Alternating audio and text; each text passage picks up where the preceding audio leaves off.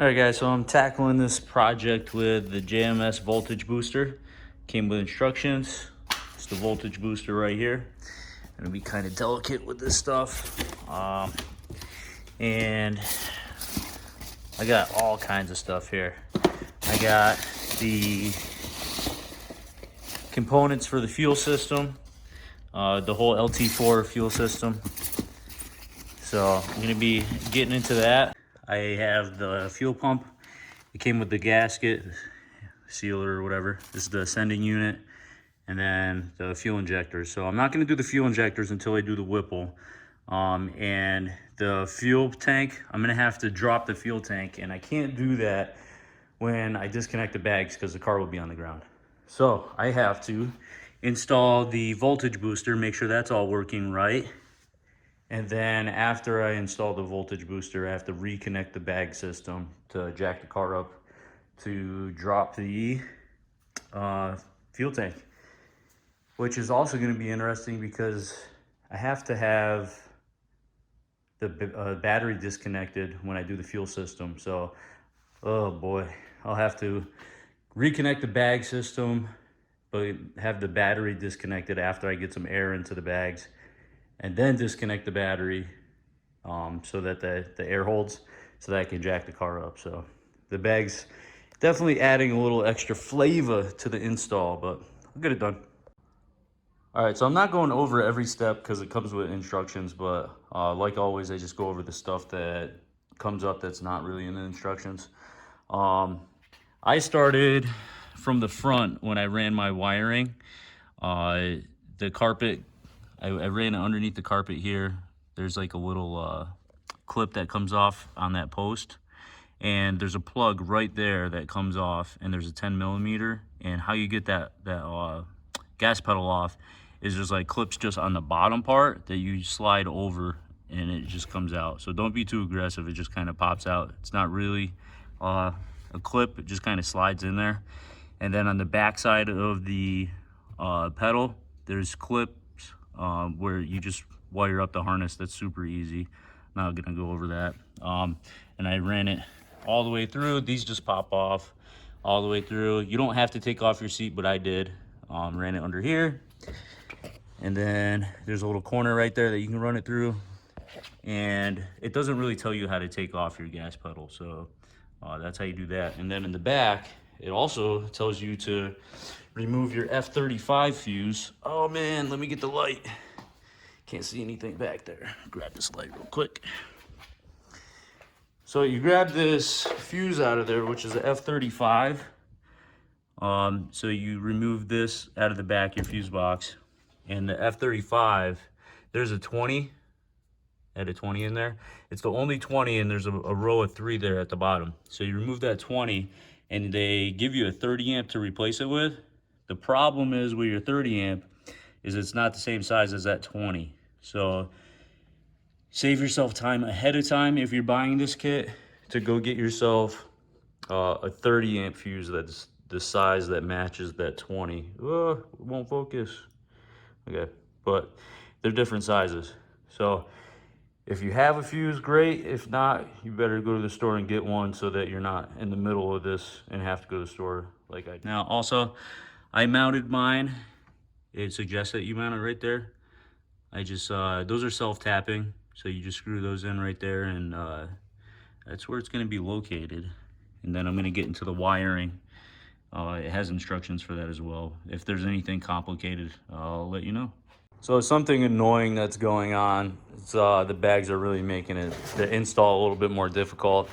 The rears are not leaking, but when I jacked up the front, or jacked up the rear, the fronts, they started leaking, so that now the front is basically like on the ground, and I have to reconnect the battery and start it back up to let those air up after snipping a little bit of hose away. So I think it's leaking at, I'll show you guys back here.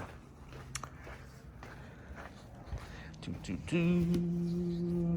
think I have the battery connected still.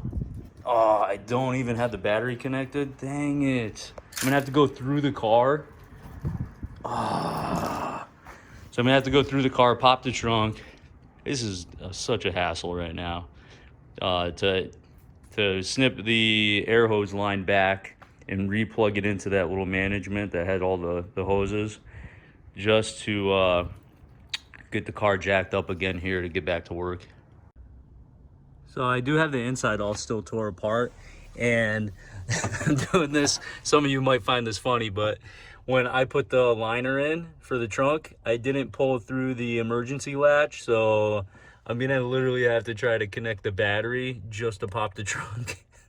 Oh.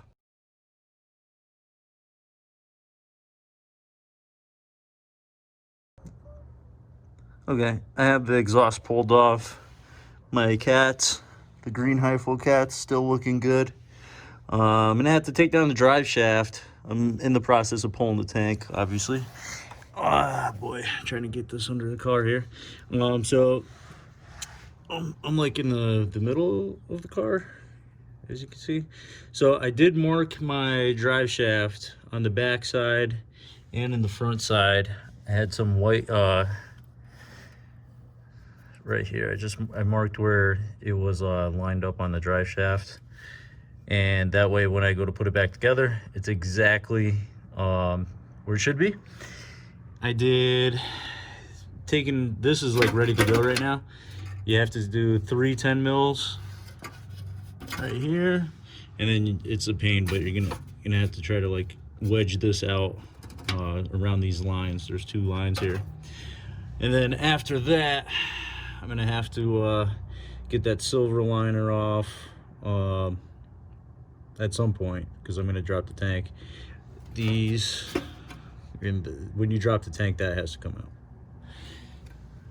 And there's 3 bolts on the drive shaft on the front. There's 3 on the back, and you got to remove. You don't have to remove these lines, but you have to remove like where they're connected, just so you can wiggle things to get them out. So I'm gonna be working my way through this and dropping the drive shaft.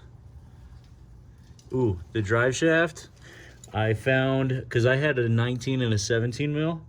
The drive shaft bolt, no one said this, you kind of have to find, it's an 18. So you get an 18 on there and an 18 wrench on the other side, and fire away.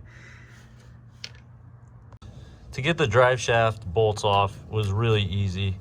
I did an 18 wrench on this side and a socket on this side. The bolt goes through like this. I just used this small screwdriver and like carefully just pried it out of there, and it came out really easy. So the 3 in the front are done. I'll probably just take all these off and then show you where I'm at after that, because it's not very difficult. Rear, and one of these gave me a hard time, and I don't know if the camera's picking it up, but one of my bolts were definitely bent. So me dropping the tank right now, maybe it was supposed to happen, because if that breaks, could be the start of the end of your drive shaft. So I'm gonna replace this bolt, probably all the bolts. All right, so it took me forever to get this drive shaft out, but that's the rear part of the car. I got a pry bar in there, and after I undid the bolts, I had to pry really hard to get it off of that drive shaft on the back. I didn't have any luck on the front side trying to pry, but it's really long, and I was able to pry a little bit more out of the rear. So I did the rear first, and then the front slipped off super easy. So I've looked all over the place for the 2019s, and everybody's just saying like, oh, the bolts come off and it just comes down. No, my for like the 2016 and 18, I see them just drop right off. Mine, I don't know what it is, it was really long on the rear, and then in the front was a little shorter, but for some reason I just got more play out of the rear when I was prying.